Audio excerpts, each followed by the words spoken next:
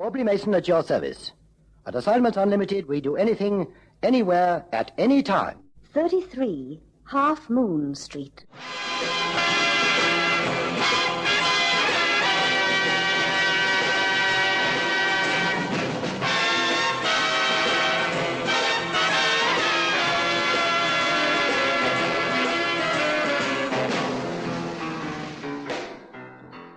The moment you feel a cold coming on, turn to Snellerin for help. Snellerin is a tried, effective remedy that defeats flu misery. You feel better quickly with Snellerin. What does tomorrow hold for you?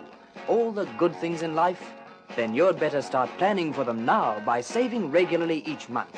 Yes, you've got to plan and you've got to save. Let's get together with the NBS. Save your money, yes, yes. Save for a brighter tomorrow. Save NBS. Yes, NBS. Yes, the Natal Building Society is the ideal choice for today's young people because the NBS is South Africa's go-ahead building society. Motorists. The new name for all genuine Ford parts is FOMOCO. F-O-M-O-C-O. To get high-precision parts that are made right to fit right, make sure they carry the name FOMOCO.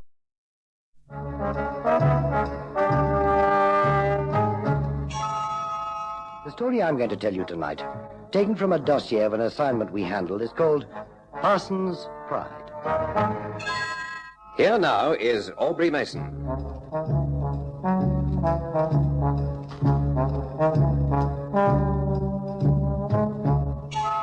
What a mistake it is to judge people by their appearance. This is a fact which has been brought home to me many, many times since Assignment Unlimited came into being. The assignment I'm going to tell you about tonight will prove my point very forcibly. It began when the intercom on my desk buzzed. Mrs. Parsons, who has an appointment for 3 o'clock, has arrived.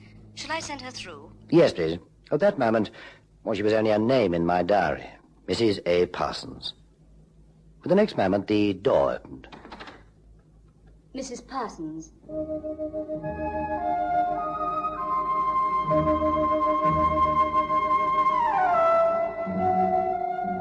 She was tall, about 5'6", but her auburn hair piled on top of her head made her look taller and slimmer than ever. She had an exquisite face set on a long neck. She was expensively dressed and immaculately groomed. Her eyes were big and brown, and her mouth was soft and generous. I put her age at about 38. I stood to receive her, and she extended a white-gloved hand in greeting. How do you do, Mrs. Parsons? How do you do? Oh, please sit down. Oh, thank you. Now then, how can I help you? May I preface what I'm going to say by showing you something? Well, of course. It's in my bag. Here we are. Diamonds. Beautiful diamonds, too. To be more precise, Mr. Mason, a diamond earring. Exquisite. Well, tell me more. It's one of a pair valued at £5,000. The other is lost. Or rather, it's not lost, it's... Well, this sounds so silly. I know where it is, but I can't get at it. That's why I've come here. Do I take it that the earring is inaccessible and, well, you want us to retrieve it for you? Precisely, Mr. Mason. Well, it sounds intriguing. Now, before we go any further, may I take down a few particulars? Certainly. Now, your full name is... Angela Parsons. Angela Parsons. Your address? My home address is Harrogate in Yorkshire, but I'm staying at the Hilton Hotel in Park Lane. I came down here to do some shopping and see some shows. Oh, I see. Well, thank you. And where is the earring? At the Hilton Hotel, in the basement. Yes? I have a room on the first floor. Last evening, I'd been out to dinner in the theatre with some friends. It was quite late when I got back. In fact, it was during the early hours. I was very tired, and I'm afraid I was rather careless. I took off my earrings and necklace and put them on the dressing table. This morning, I ordered breakfast in my room. The waitress came in with a tray, and I had it at my bedside. When I'd finished, I wanted to tidy the place up a bit, so I moved the tray and put it on the end of the dressing table. When I'd put it down, I pushed it on so that it would be safer.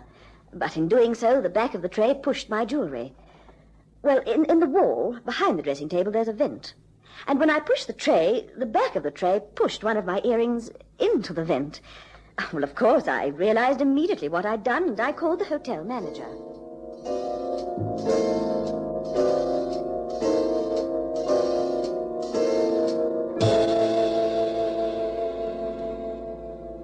I'm sorry to have been so long, Mrs. Parsons. I came as soon as I could. Now, what seems to be the trouble?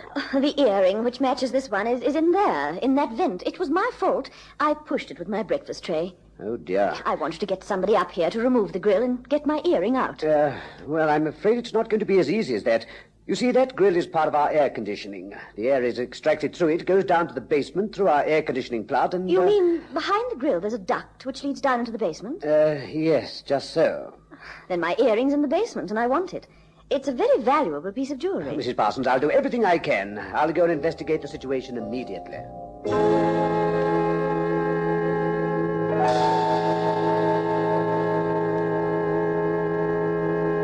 The poor man came back to inform me that the air duct down which my earring had fallen joined a horizontal duct in the basement. It was totally inaccessible, he said. But surely he considered dismantling that part of the system? Oh, yes, and blithely informed me that the cost would be £200. Well, frankly, Mr. Mason, I considered that to be excessive. Forgive me, Mrs. Parsons, but am I right in thinking that your jewelry is insured? You are? Well, then there's surely no problem. Again, I'm forced to be frank with you. I am what the insurance companies call a liability, high risk. I've made so many claims on them in the past for lost and damaged personal effects that if I claim again for this, my next premium is going to be very high indeed. It occurred to me that there was perhaps a cheaper way of recovering my earring. I've spoken to the maintenance people at the hotel, and they hummed and hawed. They clearly weren't interested. I contacted the air conditioning people myself. They weren't very cooperative either.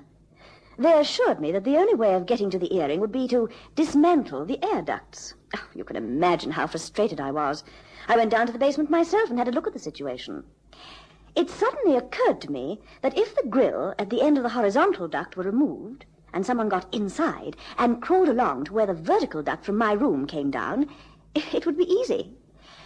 Do you think I can find anybody who's willing to do that?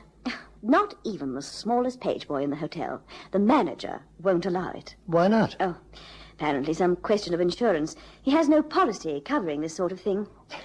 How infuriating for you. It's such a simple job. In sheer desperation, I consulted the personal column of the Evening Standard.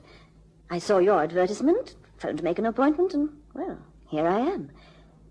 Will you help me? We'd be delighted, Mrs. Parsons. You do this sort of thing? It's this sort of thing that keeps us in business. Oh. You can guarantee satisfaction? I can. When will your man do the job? Well, will this afternoon suit you? The sooner the better. Good. Let's say 4:30. Where shall I meet your man? His name's Cannon, David Cannon. Well, what about the lounge at the Hilton? Lovely.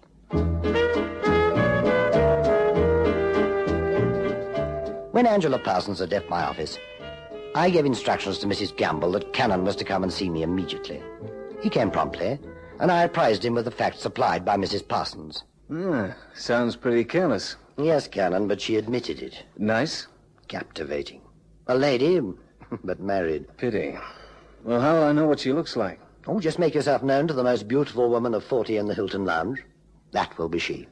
Any special instructions? Well, I think you'll need pliers, screwdrivers, spanners, boiler suit, and a lamp which you can strap to your forehead. 4:30, you said? That's right. Well, what's the joke? Well, I'm a sucker for a beautiful woman, but this will be the first time I've got on my hands and knees for one.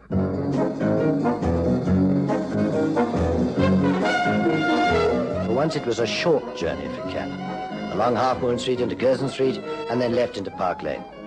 Something of a record. As I predicted, Cannon had no difficulty in identifying our client. She was having tea and toying nervously with a cigarette. You'll be Mrs. Parsons. That's right. The name's Cannon. I work for Aubrey Mason. How do you do? How do you do? Now, where's the location?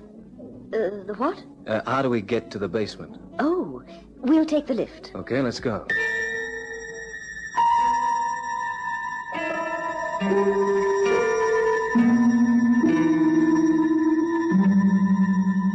It'll be a tight squeeze for you. I've been in tighter spots than this. It's about, 50 feet to where the down duct joins this one. There's a strong draft in there. Do you think it's conceivable that my earring will have been drawn further along the duct towards the fan? Possible, but unlikely. We'll see. It only took a few moments for Cannon to remove the wire grill from the end of the duct. He did this by standing on the boot of Mrs. Parsons' car. He then donned his boiler suit, strapped a miner's lamp to his forehead, and hoisted himself into the narrow opening.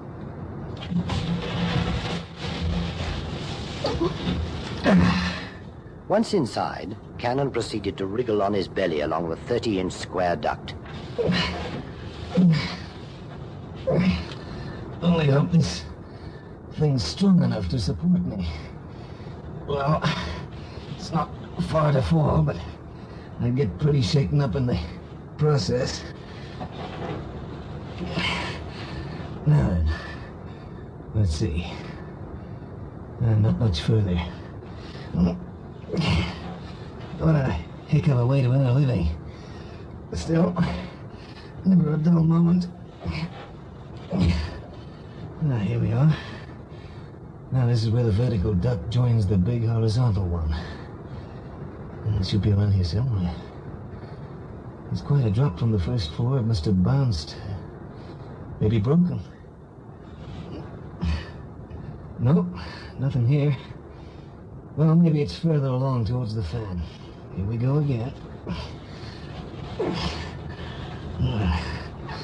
And now I know how a rabbit must feel after a rough night out. No, not here either.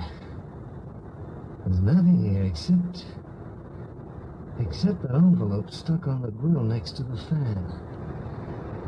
I wonder.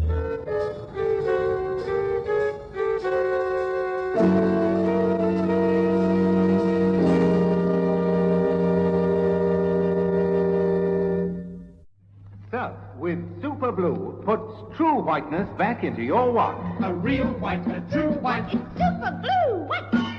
Trust Surf to get your wash truly white. The white of Surf with Super Blue. Deurbrak en pynverligting. Aspro nuwe mikroverfynde Aspro.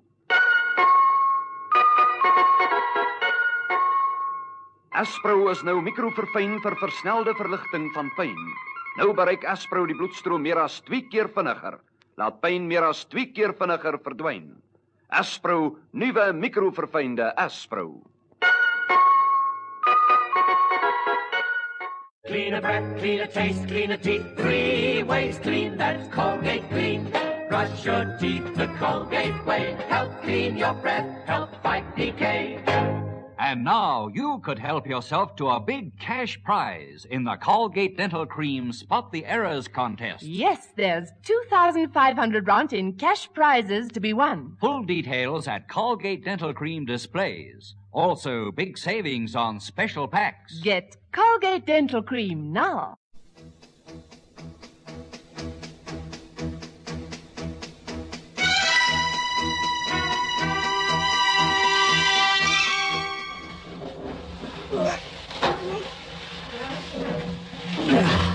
I was beginning to think you got lost.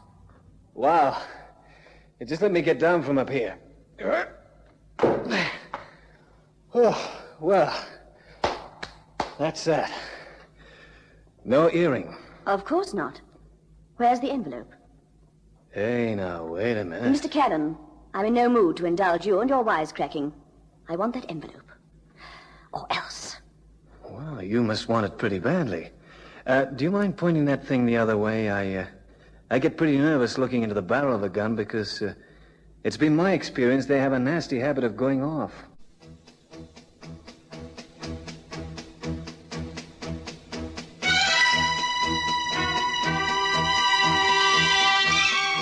To say that the lady's change of attitude and manner was a surprise to Cannon is putting it very mildly indeed.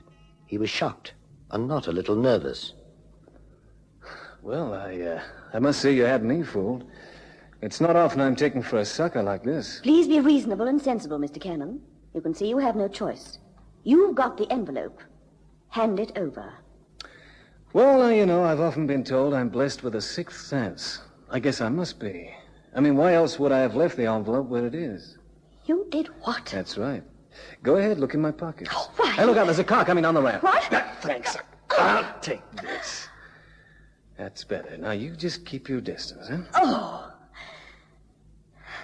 All right, Mr. Cannon. You've got the upper hand. If you care to examine that pistol, you'll find it isn't loaded. Correct. Okay, now, you be a good girl and put it away. Thank you. And suppose you tell me what's going on. Why didn't you tell us it was an envelope you wanted? You'd have saved us both a lot of trouble. I didn't know I could trust you. We don't advertise the fact, but we're very discreet about the assignments we undertake. All right. Are you sure it won't go any further? Except to Mr. Mason, and it's safer with him than with the Bank of England.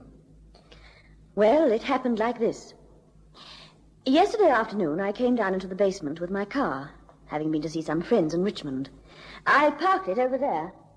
I switched off the engine, and I opened the door to step out.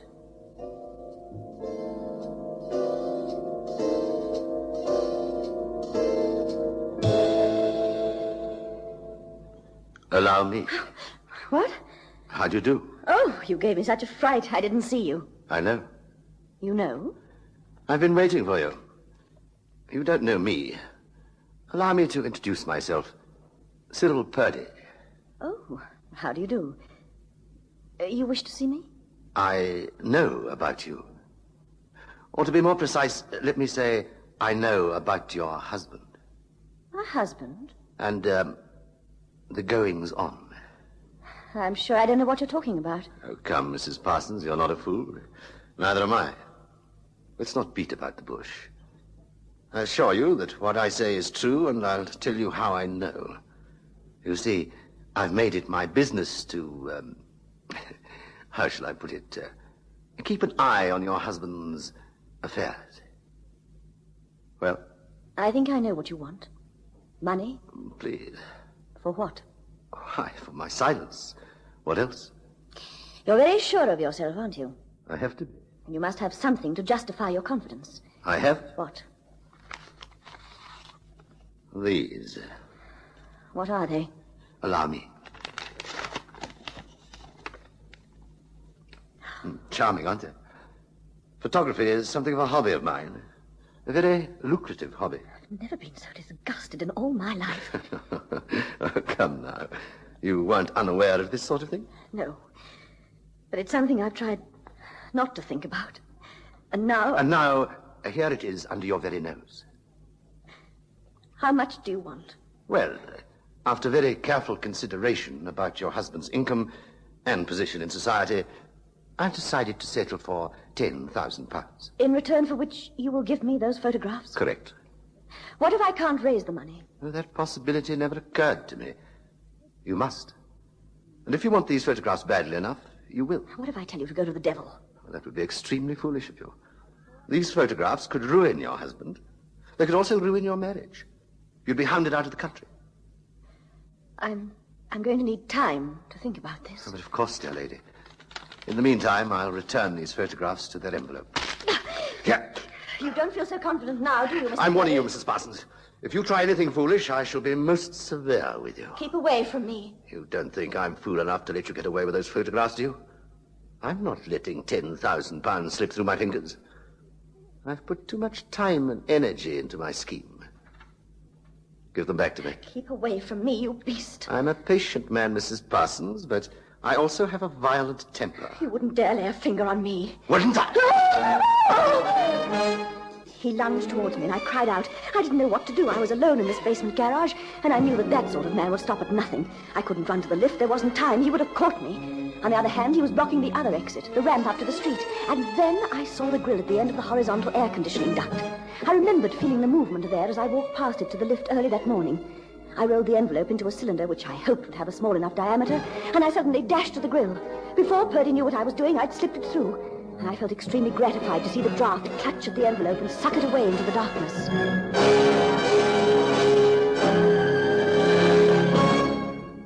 What have you done? Where's the envelope? It's in there, and there's not a thing you can do about it. Why, you little... No! What's going on here? What? Leave that woman alone. Blast! I say, are you all right? Yes, perfectly all right, thank you. You came just in time.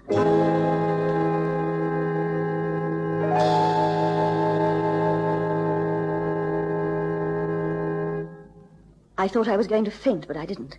The man wanted to call the police, but fortunately I was able to persuade him that it wasn't necessary. He thought I'd been molested. This Mr. Purdy sounds like a nasty piece of work. He's worse than an animal. Do you think he'll bother you again? I don't know. I've got no guarantee that he won't. Well, it seems to me that I've got to go and get that envelope for you. Then it's up to you what you do with it. Thank you, Mr. Cannon. And so, once again, Cannon climbed onto the boot of the car, and from there he reached up and wriggled into the air duct.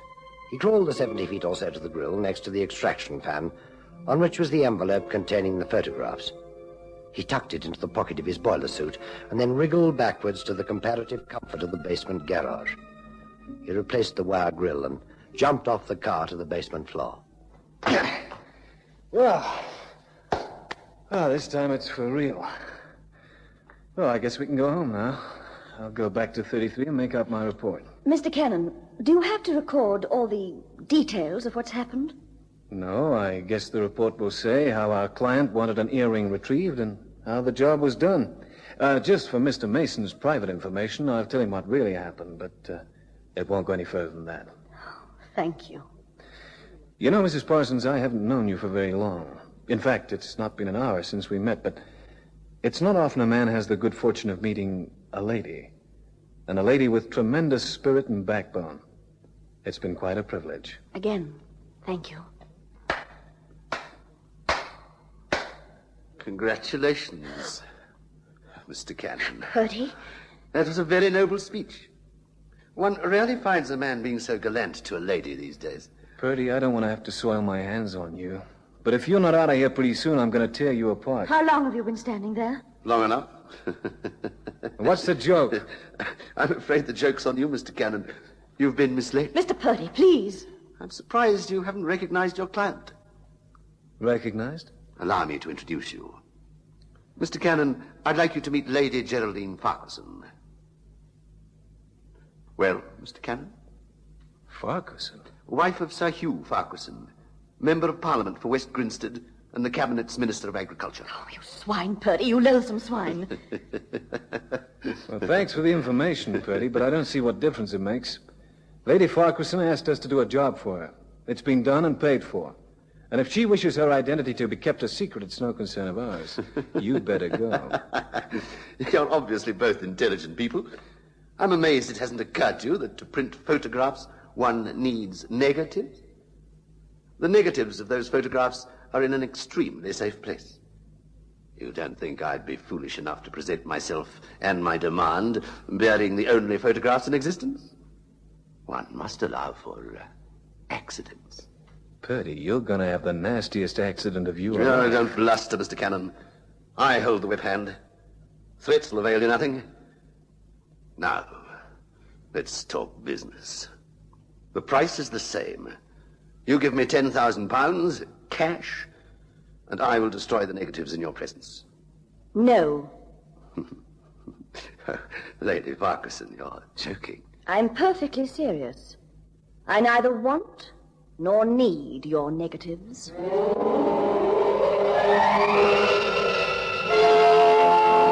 Vir volmaakte pas, volmaakte drapering en die jeugdige weelde van suiwer nuutwol, kyk uit na die wolmerk op die etiket. Hierdie internasionale waarmerk is u waarborg van die wêreld se beste suiwer nuutwol, die mode se voorkeurvesel. Moenie raai nie, die wolmerk is u waarborg. There are always places that are hard to keep clean, like drains, sinks, and dustbins. Places that breed deadly microscopic germs. You need a specially formulated disinfectant to eradicate germs and odors, like Sandpick with Super Pine.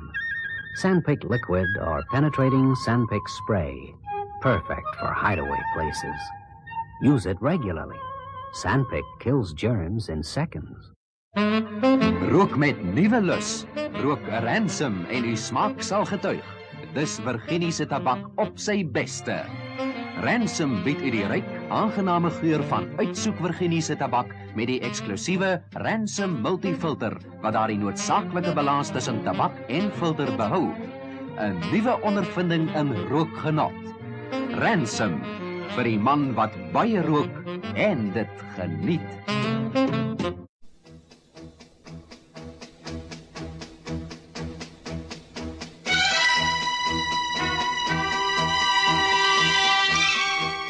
The faces of both Purdy and Cannon must have been perfect pictures of surprise and disbelief.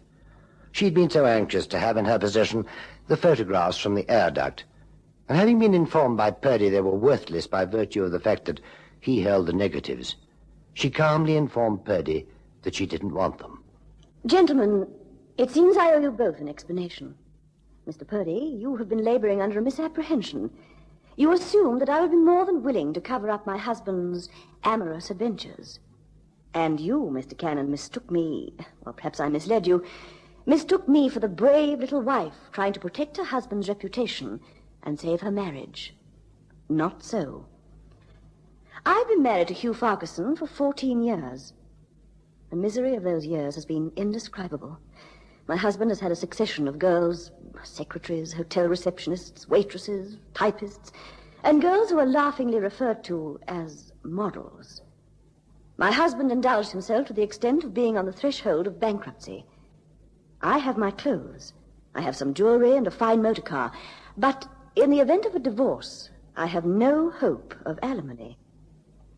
These photographs provide me with exactly what I want. A, they are the perfect evidence for divorce, and B, they're very valuable.